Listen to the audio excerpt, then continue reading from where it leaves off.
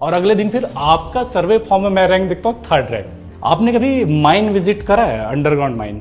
जो आपने multiple mines visit करा अलग अलग टाइप का, तो आपको कभी ऐसा नहीं लगा अरे यार यही मेरा फ्यूचर है क्या, यही जॉब करने वाले हो क्या, गलती कर दी क्या माइनिंग लेके? और जो आईआईटीज का वर्क कल्चर होता है, कॉलेज का स्केड्यूल, फिर असाइनमेंट और मल्टीपल चीज़ें जो वहाँ पे होती है, उसके साथ में आपने ये एग्ज़ाम प्रिपरेशन मैनेज कैसे करा? तो क्या आपने ऐसा तो नहीं कि आपने भी सेलेक्टिव गए कि पूरा सिलेबस आपने पढ़ा था, कैसा था? इंजीनियरिंग मैथमेटिक्स के लिए बच्चों के पास बहुत ऑप्शन रहते हैं। यूट्यूब में कई सारे रिसोर्स अवेलेबल है, कई सारे कोचिंग है जिन्होंने क्लास करवा रखा है, अच्छे अच्छे कोचिंग के वीडियो लेक्चर्स अवेलेबल है। वो 100% जितेंद्र सर पे रिलाई करके चल सकते हैं, अदर या फिर उनको ऐसे यूट्यूब वगैरह में देखना चाहिए, भटकना चाहिए। कि जो गेट 2026 के लिए इस बार पढ़ रहे हैं, अटेम्प्ट करने वाले हैं, उनको क्या आप फाइनल टिप्स देना चाहेंगे जो इस पूरे साल के दौरान वो ध्यान रखें, किन किन बातों का ध्यान में रख करके वो एक अच्छा रैंक ला सकते हैं गेट 2026 एग्जाम में?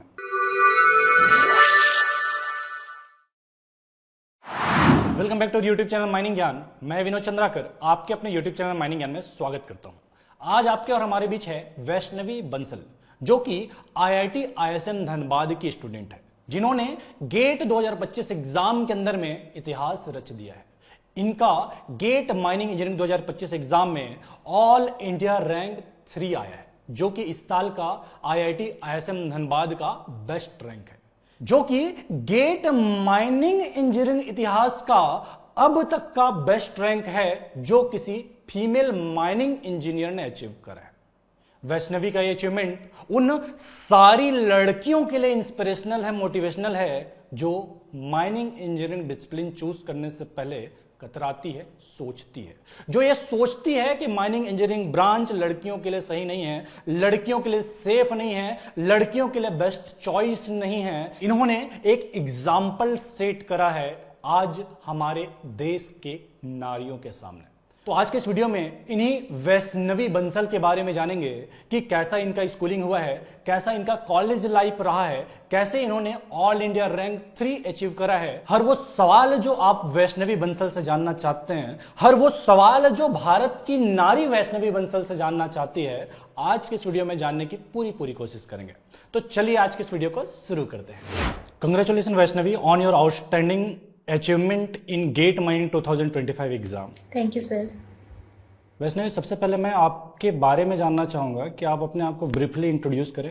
Hello everyone, myself Vaishnavi Bansal and I am from Kota Rajasthan. मैंने स्टार्टिंग में स्कूलिंग वहीं से किया है और उसके बाद में कोटा से मैंने जेईई प्रिपरेशन किया था और then I came to IIT Dhanbad and currently I am pursuing mining engineering at IIT Dhanbad.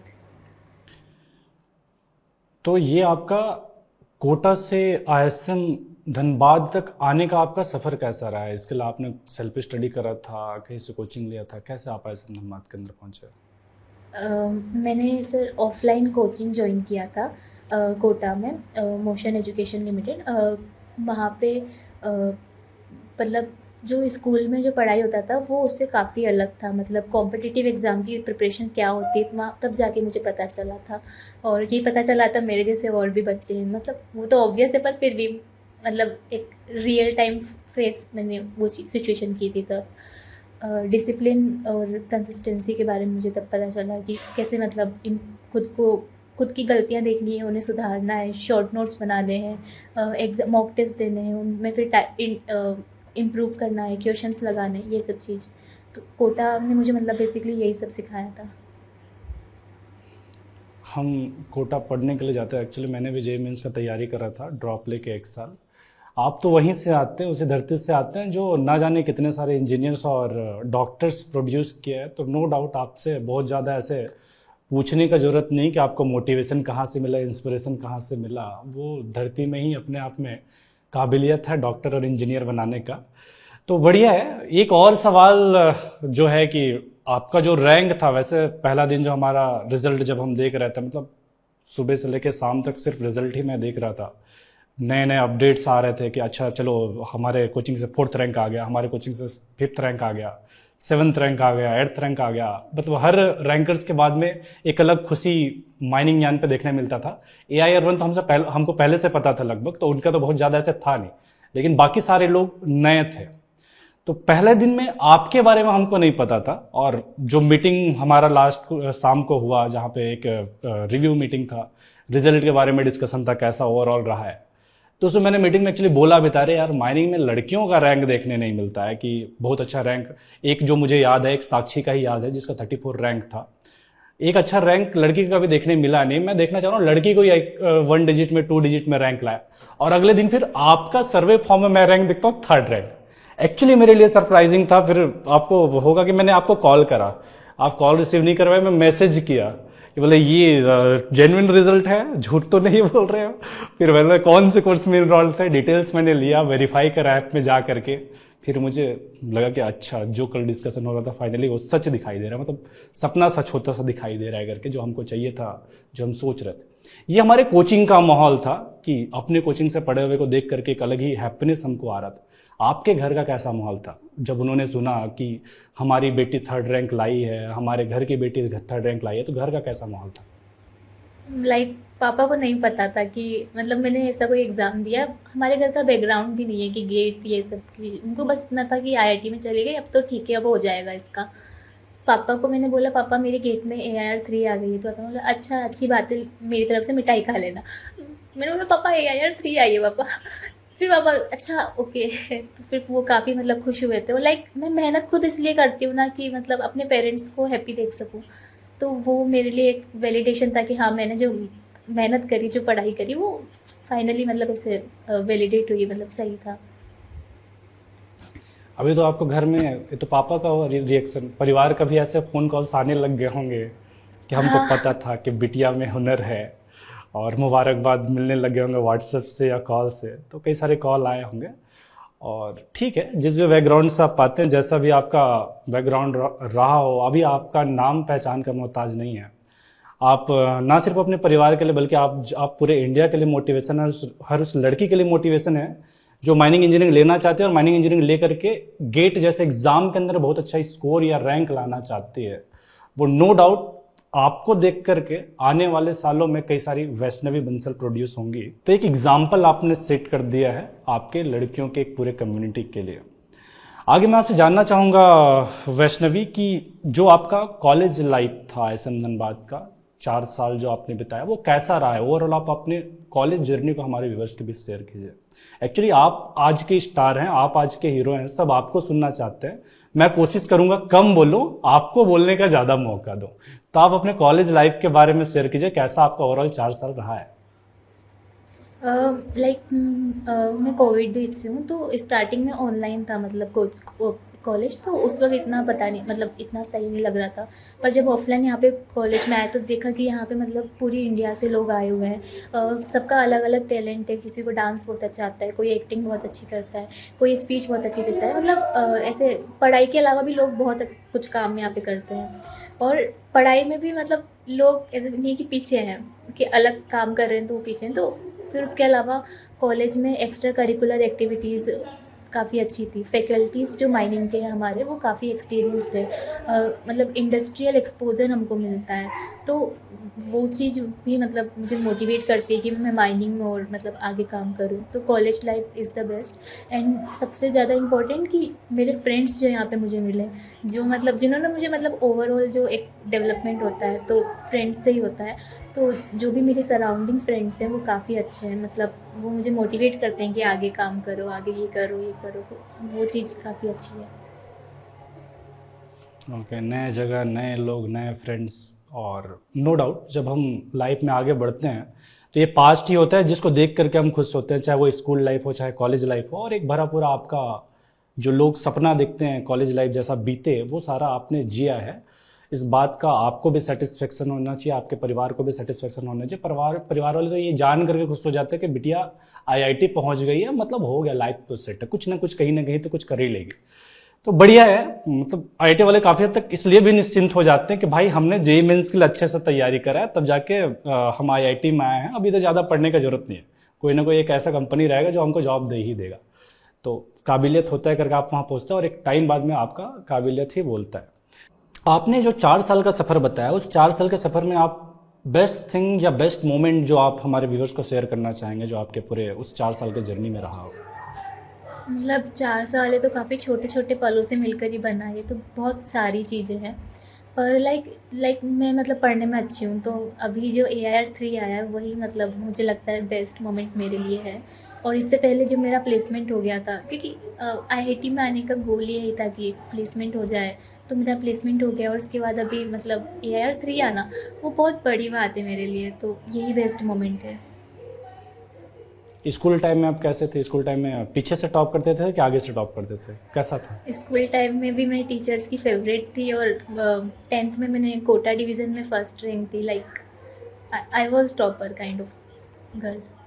तो ठीक है सर, आप क्या मजाक समझ के रखे हैं सर? हम पढ़ने वाले लोग हैं, शुरू से पढ़ते रहे, हमेशा से रैंक लगते रहे। अभी थोड़ी थर्ड रैंक लगा सर, स्कूल टाइम पे ऐसे, कॉलेज में क्या बोले, क्लास के अंदर में टॉपर ही थे अपन। अचानक से टॉपर नहीं हो गए, बचपन से टॉपर है।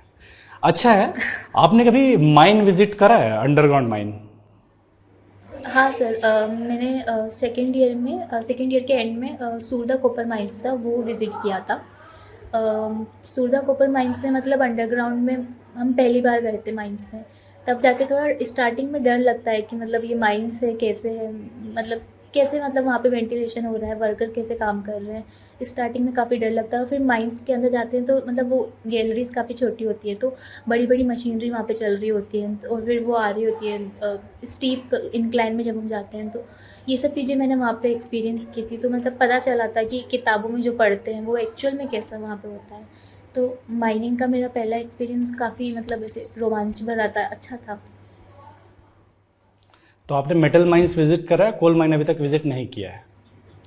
नहीं सर, कोल माइन भी विज़िट किया है। मेरी जो इंटर्नशिप थी वो जिंदल स्टील एंड पावर में थी, तो वहाँ पे उत्कल सी कोल माइंस थी, तो ओपन कास्ट कोल माइन मैंने विज़िट किया है। और बाकी अंडरग्राउंड में भी झांझरा कोल माइंस जो है, वहाँ पे बोर्ड एंड पिलर मतलब देखा हुआ है, तो दोनों तरह का एक्सपोजर अभी है मेरे पास। मतलब अप्रॉक्सीमेट लगभग सारे टाइप के माइंस आपने देख ही लिए हैं, जो मेटल का अंडरग्राउंड हो सक रहा है, कोल का ओपन कास्ट हो सक रहा है, कोल का अंडरग्राउंड हो सक रहा है। और कोल के अंडरग्राउंड में अगर कोई झांझरा होके आ गया है उसको, फिर तो ज़्यादा कुछ बताने की ज़रूरत नहीं है। इंडिया और कोल इंडिया का लार्जेस्ट कोल प्रोड्यूसिंग माइन है, लगभग सारे टेक्नोलॉजी वहाँ पे यूज़ हो रहा है जिससे कोल निकाला जा सकता है। अभी मैं आपसे पूछना चाहूँगा कि ये जो आपने मल्टीपल माइंस विजिट करा अलग अलग टाइप का, तो आपको कभी ऐसा नहीं लगा अरे यार यही मेरा फ्यूचर है क्या, यही जॉब करने वाले हो क्या, गलती कर दी क्या माइनिंग लेके? ऐसा कुछ अंदर से फीलिंग नहीं आया? कुछ भी आपका, कैसा सर, आपका फीलिंग था? स्टार्टिंग में मुझे ऐसा ही लगता था कि मतलब माइंड्स में ऐसे सफोकेटिंग हो जाता है ना अंडरग्राउंड जाना, तो वो ये सब चीज़। पर बाद में देखा कि ऑटोमेशन वगैरह होता है माइंड्स, मतलब थर्ड ईयर में फिफ्थ सेमेस्टर में पढ़ा कि ऑटोमेशन एंड डिजिटलाइजेशन होता है, और उसके अलावा रिमोट कंट्रोल कैसे करते हैं मतलब ऑपरेशंस को। उसके अलावा फिर जब माइंस विजिट किया तो ये डर अपने आप ख़त्म हो गया कि जब ये लोग काम कर रहे हैं तो हम भी काम कर ही सकते हैं, तो नो डाउट मतलब सेफ़ तो है ही सही, इतना कुछ रिस्क नहीं होता है। और बेसिकली हमारा काम मैनेजमेंट का होता है, तो आई गेस स्टार्टिंग में मुझे डर लगता था, पर अभी मेरा ऐसा नहीं है कि मुझे नहीं, माइनिंग इज़ लाइक गुड, एक अच्छा करियर ऑप्शन है। मैं ये सारे सवाल आपसे इसलिए पूछ रहा हूँ क्योंकि कुछ दिन पहले किसी अंकल का कॉल आया था मुझे, वो भी अपने बेटी को IIT BHU में शायद उनका एडमिशन हुआ था। तो वो मुझसे पूछ रहे थे सर कि कैसा है माइनिंग ब्रांच, फ्यूचर कैसा रहेगा, लड़कियों के लिए सेफ है कि नहीं है। तो मैंने अपने इन पे तो उनको एक्सप्लेनेशन दिया, लेकिन हम एक्सप्लेनेशन दे एक बात, और एक खुद लड़की आकर के एक्सप्लेनेशन दे तो दूसरी बात। तो आपके ये सारे जवाब उन लोगों के लिए बहुत वैल्यूएबल होने वाले हैं जो अपना कैरियर चूज करने के लिए, माइनिंग ब्रांच लेने के लिए, अगर वो लड़की है, बार बार सोचते हैं, कई बार सोचते हैं जाऊं ना जाऊं, ये माइनिंग का जॉब है, वो हार्ड जॉब है, टफ जॉब है, हमारे लिए सही रहेगा नहीं रहेगा। तो ये आपके शब्द मुझे लगता है काफ़ी उनके लिए एक बोल सक रहे हो कि गाइडेंस उनको दे सकता है। आप जैसा बता ही रहे हैं, ऐसा नहीं कि हवे में बात कर रहे हैं, आपने अंडरग्राउंड मेटल माइंस के अंदर में विजिट करा है, कोल माइंस के अंदर में विजिट कर रहा है, कोल के ओपन कास्ट के अंदर में विजिट करा है। ओवरऑल आप अपना एक्सपीरियंस बता रहे हैं जो आपने फील करा है, उसके बाद में आप बता पा रहे नहीं भाई ठीक है जॉब कर सकते हैं, मतलब डर लगता है जब तक आप गए नहीं हो, या डर लगता है स्टार्टिंग में जब आप फर्स्ट टाइम जाओ, अदरवाइज एक टाइम बाद में लगता है कि ठीक है क्या लड़का क्या लड़की, जहां लड़का जॉब कर रहा है वो हर जगह में लड़कियां भी जॉब कर रही है और कंधे से कंधा मिला करके जॉब कर रही है, तो कहीं ज़्यादा प्रॉब्लम होना नहीं है। तो ये वाला आपका स्टेटमेंट जो एक्सपीरियंस के रिगार्डिंग है, ओवरऑल आपका जर्नी जो आज का ये इंटरव्यू है वो हर लड़कियों के लिए इंस्पिरेशनल होने वाला है, मोटिवेशनल होने वाला है, जो एज ए माइनिंग इंजीनियर अपना कैरियर चूज करना चाहते हैं, एज ए माइनिंग इंजीनियर अपना कैरियर पाथ चूज करना चाहती है। आगे मैं आपसे जानना चाहूंगा वैष्णवी कि ये जो गेट एग्जाम का प्रिपरेशन है अपने आप में काफी टफ एग्जाम है, गेट का इंडिया के टॉप 10 टफेस्ट एग्जाम में से आता है। और जो आईआईटीज का वर्क कल्चर होता है, कॉलेज का स्केड्यूल, फिर असाइनमेंट और मल्टीपल चीजें जो वहां पे होती है, उसके साथ में आपने ये एग्जाम प्रिपरेशन मैनेज कैसे करा? सर आईआईटीज़ नहीं, मतलब बाकी सब जगह पे भी मतलब हेक्टिक तो होता ही है, कॉलेज लाइफ तो हेक्टिक है। पर मैंने स्टार्टिंग में मतलब अगस्त से स्टार्ट किया था, और मैं और मेरी फ्रेंड है, हम लोग साथ में पढ़ते थे। तो रोज़ लाइक 5 से 7 ऐसा हमारा टाइम था कि इस टाइम पे हमें यही पढ़ना है, माइनिंग का ही पढ़ना है। तो स्टार्ट किया, माइनिंग सब्जेक्ट्स पढ़े। फिर उसके बाद में एग्ज़ाम मतलब मिड सेम और एंड सेम होते हैं, प्लेसमेंट होते हैं, तब थोड़ा ब्रेक आ जाता था कि मतलब अभी पढ़ाई नहीं हो पा रही। लेकिन बाकी टाइम हमने ट्राई किया था कि पढ़ाई मतलब अच्छे से हो जाए, मतलब कि एक वीक में 2 या 3 चैप्टर हम लोग कर लें अच्छे से। तो ये हमारा मतलब स्ट्रेटजी था। ओके, तो दिन में आप एनी हाउ था कि ठीक है कितना भी हेक्टिक शेड्यूल रहे, कुछ भी रहे, भाई दिन का 2 घंटा हमको निकालना ही निकालना है। और उसमें एक अच्छा कंपनी भी आपको मिल गया, ऐसा नहीं कि आप अकेली थी। तो बढ़िया है। आपने प्रिपरेशन स्टार्ट कैसे करा गेट के लिए? प्रिपरेशन लाइक स्टार्ट मैंने वही किया कि एक गोराई हम लोग लगाते हैं। तो माइनिंग में एक गोराई मतलब काफ़ी लोग लगाते हैं, अगर गेट के लिए पढ़ना है तो उसको सॉल्व करते हैं। तो माइनिंग मेथड से स्टार्ट किया, लाइक 1 to 10 जो भी चैप्टर्स थे। और स्टार्टिंग में मतलब स्टार्टिंग के 3 महीने एक गोराई ही लगाई थी, मतलब उसके जो क्वेश्चंस थे उनको अच्छे से सॉल्व किया था। फिर उसके बाद में वापस एक बार रिवाइज़ किया, और फिर मैथमेटिक्स और एप्टीट्यूड जो था वो मैंने मतलब लेक्चर्स देखे थे माइनिंग ज्ञान पे, मतलब लाइक मैंने मॉड्यूल ख़रीदा था माइनिंग ज्ञान का, तो उसमें क्रैश कोर्स भी था। तो वहाँ से मैथमेटिक्स और एप्टीट्यूड मैंने वहीं से कंप्लीट किया था, क्योंकि वो काफ़ी वास्ट होता है, तो उसको यूट्यूब पे ढूंढना और फिर मतलब अपने से करना वो थोड़ा मुझे डिफ़िकल्ट लगता है। तो एक अच्छी जगह से अगर मिल रहा है तो वहाँ से कर लो, तो वो चीज़ थी। और उसके बाद में टेस्ट सीरीज़ दिसंबर से स्टार्ट कर दी थी, मतलब दिसंबर से टॉपिक वाइज या टेस्ट मतलब प्रीवियस ईयर के जो थे वो मैंने अटेम्प्ट किए थे। इसी तरह से ओके मतलब पूरा था। ओके, तो आपने ये पूरा सिलेबस पढ़ा था कि सेलेक्टिव गया था कि नहीं 60% कर लेते हैं? क्योंकि मैं आपको बताता हूँ कि उदित जिस बैच से है 2023 में उन्होंने AIR-1 लाया था, उसी टाइम पे ISM धनबाद का सेकंड रैंक 3rd ईयर वाला बच्चा था। सेकंड रैंक 2 लोग लगे थे, 4th ईयर का लगा था और एक हाँ, हमारे सीनियर दिव्यांशु या थे। दिव्यांश, तो सेकंड ईयर का। तो शुभम या मतलब ISM शुभ धनबाद में ऐसे भी हीरे रहे जो 3rd ईयर में सेकंड रैंक ले आ रहे हैं। तो क्या आपने ऐसा तो नहीं कि आपने भी सेलेक्टिव गए कि पूरा सिलेबस आपने पढ़ा था, कैसा था?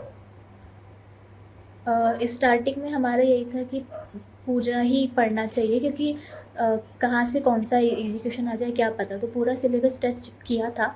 लास्ट में आते आते ऐसा हो गया था कि मतलब रिवाइज भी कर लिया, पर अब डीप नॉलेज तो चाहिए ना किसी सब्जेक्ट की, अगर वहाँ से टफ क्वेश्चन आ जाता है तो उसके लिए जो मतलब हाई वेटेज रहता है, लाइक मैंने आपकी वीडियो देखी थी, उसमें आपने बताया था कि माइनिंग मशीन की माइनिंग मेथड है, माइन सिस्टम है, ये अच्छे से पढ़ लो, माइन प्लानिंग पढ़ लो, तो ये मतलब इजी होते हैं और मतलब एग्ज़ाम में अगर आते हैं तो आप कर सकते हो। तो फिर उन पे ज़्यादा फोकस किया था लास्ट के टाइम पे, पर स्टार्टिंग में ट्राई किया था कि पूरा पढ़ पाए, तो यही था। ओके, तो ओवरऑल आपका फिर बेसिकली स्ट्रेटजी क्या था जो आपने जब अगस्त से लेके लास्ट जब आपने एग्जाम का दिन जो दिया, ओवरऑल किस किस चीज़ों को फॉलो करा आपने, क्या क्या चीज़ें जिसको ध्यान में रहा? एक हल्का अंदाजा तो हमको लग गया कि आपने अपना प्रिपरेशन ही AK गौरे से स्टार्ट करा, और ये सच में कमेंडेबल जॉब है जो AK गौरे साहब ने करा है कि आज के टाइम पे जहां पे 2016 के बाद में सर ने बुक अपडेट नहीं करा, क्वेश्चन अपडेट नहीं करा, फिर भी बच्चों का एग्जाम प्रिपरेशन मतलब फर्स्ट चॉइस AK गौरे ही है। तो सर ने जिस भी टाइम पे लिखा सच में बहुत बढ़िया काम करके दिया है कि अभी भी फर्स्ट चॉइस सारे गेट माइनिंग एस्पिरेंट के लिए AK गौरे बुक है। एक तो आपने बता दिया, बाकी आप स्टेप बाय स्टेप प्लीज बताएं कि कैसे आपने पूरा स्ट्रेटेजाइज करा अपने पूरे प्रिपरेशन को, प्लानिंग को। एकिगोराई मैंने लगाया, मतलब बुक मैंने सॉल्व किया था। उसके अलावा माइनिंग ज्ञान से मॉड्यूल थे, तो वो मैंने मतलब परचेज़ किए थे module, like PYQ year wise, PYQ topic wise, और पीवाईक्यू पूरा मॉड्यूल जो होता है। तो वो परचेज़ किया था, लाइक ताकि जो करंट टॉपिक्स जो नए ऐड हुए हैं वो हमसे छूट नहीं जाएँ, वो भी हम उसको सॉल्व कर लें। तो एकिगोराई रिसोर्सेज में एकिगोराई हो गया, माइनिंग ज्ञान के मॉड्यूल्स हो गए, उसके अलावा लेक्चर्स, और फिर मॉक टेस्ट सीरीज़, यही मतलब रिसोर्सेज थे। अब इसमें ऐसा था कि रोज़ पढ़ना है, तो 3-4 घंटे, मतलब 2-3 घंटे जो पढ़ रहे हैं, 5 से 7, 5 से 8 कभी जो पढ़ रहे हैं वो पढ़ा। उसके बाद में मैथ्स कंप्लीट किया, और एप्टीट्यूड किया, जो कि लेक्चर से ही किया था, क्योंकि मुझे नहीं लगता कि उसके बाहर कुछ मतलब आता है। और जो आईआईटी रुड़की ने सिलेबस अपलोड किया था गेट एग्ज़ाम के लिए, तो उसे ध्यान में रख के हमने प्रिपरेशन किया था। तो ये करने के बाद में मॉक टेस्ट देना स्टार्ट किया, और फिर वापस से ऐसे मतलब उसको मॉक टेस्ट को एनालाइज़ किया कि मतलब क्या क्या गलती हुई। और फिर मैं ना पढ़ते वक्त ऐसा होता था कि शॉर्ट नोट्स बना लेती थी, कि ये जैसे जो फॉर्मूले वाले होते हैं, तो शॉर्ट नोट्स बना लेती थी, और फिर जब टेस्ट एनालाइज़ करते थे तो उन्हीं शॉर्ट नोट्स को रिवाइज़ करती थी। तो इस तरह से मतलब पूरा मैंने पढ़ाई किया था। ओके। आपने बताया कि इंजीनियरिंग मैथमेटिक्स के लिए जितेंद्र सर के वीडियो लेक्चर्स को आपने फॉलो करे। मैं इसलिए इस पर ज़्यादा अलग से स्ट्रेस दे रहा हूँ क्योंकि इंजीनियरिंग मैथमेटिक्स के लिए बच्चों के पास बहुत ऑप्शन रहते हैं। यूट्यूब में कई सारे रिसोर्स अवेलेबल है, कई सारे कोचिंग है जिन्होंने क्लास करवा रखा है, अच्छे अच्छे कोचिंग के वीडियो लेक्चर्स अवेलेबल है। आपको क्या लगता है कि जो अभी बच्चे जो गेट 2026 एग्ज़ाम की तैयारी कर रहे हैं, जिन्होंने माइनिंग ज्ञान का कोर्स ज्वाइन करके रखा है, वो 100% जितेंद्र सर पे रिलाई करके चल सकते हैं अदर, या फिर उनको ऐसे यूट्यूब वगैरह में देखना चाहिए, भटकना चाहिए? यूट्यूब पे जो इंजीनियरिंग मैथमेटिक्स है ना सर, वो मतलब हर एक ब्रांच के लिए है। लाइक अगर हम इलेक्ट्रिकल का देखेंगे तो बहुत टफ उनकी मैथमेटिक्स पूछी जाती है, पर माइनिंग में मैथ्स जो होती है वो मतलब नॉर्मल लेवल होता है, एवरेज लेवल होता है। तो सर ने जो कोर्स करवाया था, तो मेरा मतलब ज़्यादातर जो था वो वहीं से कंप्लीट हुआ था, जो मतलब उन्होंने अपने लेक्चर्स में करवाया था। तो वो मोर देन सफिशिएंट होता है। और उसके अलावा अब कहीं बाहर से क्वेश्चन आना होगा तो वो तो कहीं से भी आ सकता है, तो वो अपने हाथ में नहीं है। पर जब हम कॉम्पिटिटिव एग्ज़ाम की तैयारी कर रहे हैं, तो मेरा ये था कि मतलब पूरा एक बार पढ़ के रखते हैं, और मतलब कॉन्साइज़ वे में अगर कहीं से मिल रहा है तो वहीं से पढ़ो। तो वो लेक्चर्स काफ़ी मतलब वो ठीक थे लेक्चर्स। बेसिकली जो आपने बात बोला ना, बड़ा इंपॉर्टेंट बात बोला जो सबको सुनना चाहिए। और मैं आपसे इसलिए बुलवा रहा हूँ ना, ये सारा चीज़ मैंने भी बोल रखा है, आपसे इसलिए बुलवा रहा हूँ क्योंकि हमको नहीं सुनते लोग भाई, टॉपर को सुनते हैं। ये मैडम बोल रही है, इनका बात सुनना है, ये सही चीज़ बता रही है। सर का क्या है, सर ने थोड़ी कब जमाने में गेट का एग्जाम दिया था, उनको क्या पता न्यू पैटर्न का। ये बोल रही है, इसी का सुनना है। तो जो मैं बोलता हूँ कि भाई कोई कितना भी मेहनत कर ले, हम 500 घंटे में सिलेबस खत्म कर रहे हैं, 800 900 1000 घंटे में भी अगर सिलेबस खत्म करेंगे, सारे बुक को एकदम डिटेल में भी करवाएंगे, तब भी यदि नया क्वेश्चन बनना रहेगा तो कहीं से भी बन सकता है, जो हम हमारे एकदम सोच से भी बाहर आईआईटी बना देता है। बाकी मैक्सिमम क्वेश्चन जो बन सकता है वो जितेंद्र सर ने भी कराया है। और बाकी माइनिंग के सब्जेक्ट में जो हम पढ़ाते हैं कॉन्साइज वे में, अब माइंड डेवलपमेंट को अगर मैं 17-18 घंटे में या 20 घंटे में कवर कर रहा हूं, उस माइंड डेवलपमेंट को 50-60 घंटे में भी कवर कर सकता हूं। 60 घंटे के बाद में भी मैं गारंटी नहीं दे पाऊंगा कि मेरे क्लास के अंदर से ही क्वेश्चन आएगा। हाँ, लेकिन ये जो 15-20 घंटा जो मैंने क्लास लिया है, मैक्सिमम क्वेश्चन आने के चांसेस वहीं से है, क्योंकि हमने अगर कोर्स डिजाइन करा है, क्लासेस अगर हम ले रहे हैं तो पास्ट एक्सपीरियंस के बेसिस पे ले रहे हैं, सिलेबस को ऑब्जर्व करके ले रहे हैं, क्वेश्चन को ऑब्जर्व करके ले रहे हैं कि भाई आईआईटी सोचता कैसे है, कहां से क्वेश्चन देता है, किस तरह का क्वेश्चन देता है। तो अच्छा है, आपने कम से कम मेरा लाज रख लिया। मैं बोलता था तो मेरा बात तो लोग ऐसी शायद जाने देते थे। तो बढ़िया है। आगे आपका फ्यूचर प्लानिंग क्या है वैष्णवी की? ठीक है, अभी आपने एक तो AIR 3 ले आया, अब क्या इसके आगे आप क्या आपने सोच के रखा है? आगे सर अभी मेरे पास एक ऑफ़र है कंपनी का, इंडियन एक्सप्लोसिव लिमिटेड, ओरिका।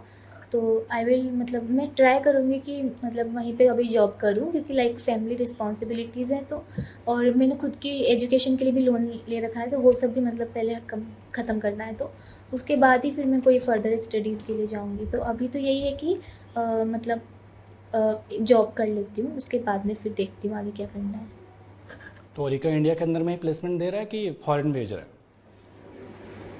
इंडिया के अंदर ही है अभी तो। है? इंडिया के अंदर ही है, अभी क्योंकि हैदराबाद, ओरिका जाने हाँ वाला अभी हैदराबाद इस में है। ओरिका के अंदर जाने वाला कई सारे लोग ये सोच के भी जाते हैं कि अरे ठीक है यार फॉरेन जाएंगे, इंडिया में नहीं रहेंगे। ऑस्ट्रेलियन कंपनी है, मतलब इंडिया से ज़्यादा उनके, इंडिया में तो ओरिका का डिमांड काफ़ी कम हो गया पहले, नहीं तो कोल इंडिया के अंदर जितना भी एक्सप्लोजिव का सप्लाई होता था 80-90% ओरिका करता था।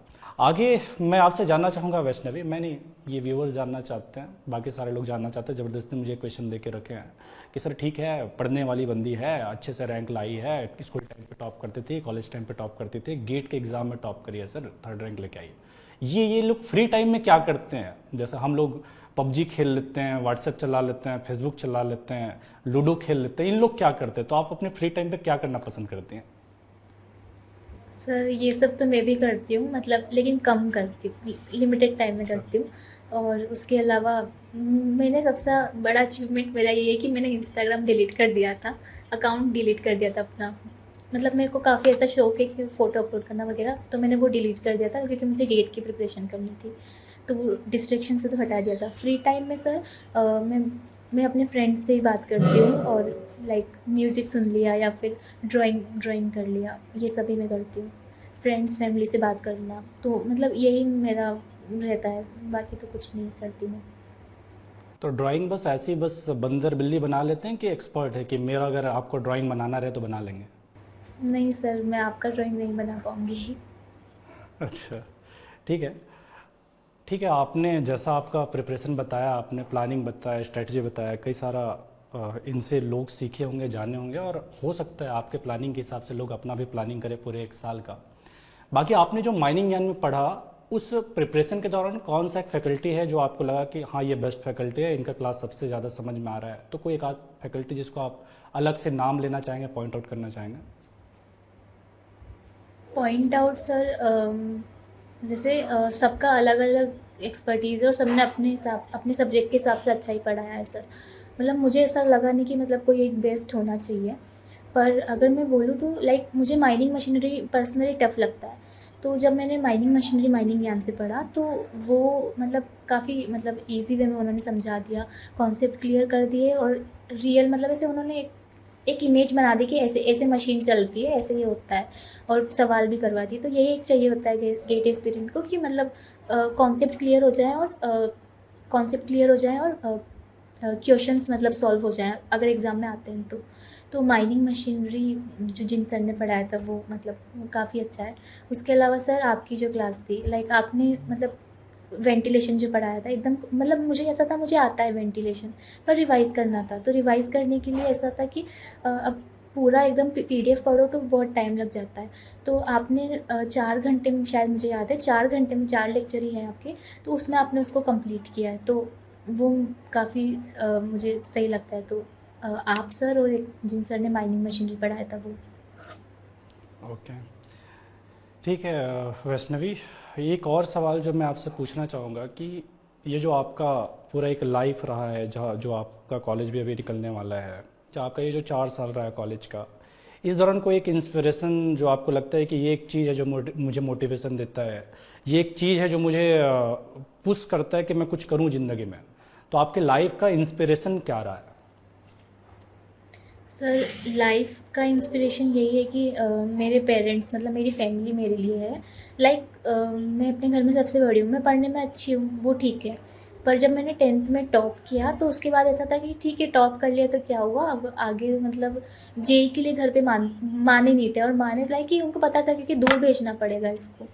तो मतलब उन्होंने मतलब मेरे पेरेंट्स ने मुझे सपोर्ट किया कि ठीक है पढ़ते हैं, देखते हैं क्या होता है। फिर आईआईटी धनबाद मिला, जो एकदम मतलब अपोजिट डायरेक्शन में, राजस्थान और धनबाद एकदम अपोजिट। तो उन्होंने यहाँ पे भी सपोर्ट किया कि ठीक है कोई बात नहीं, मिला है तो क्या हुआ, 4 साल हम कैसे भी निकाल लेंगे, भेजते हैं इसको।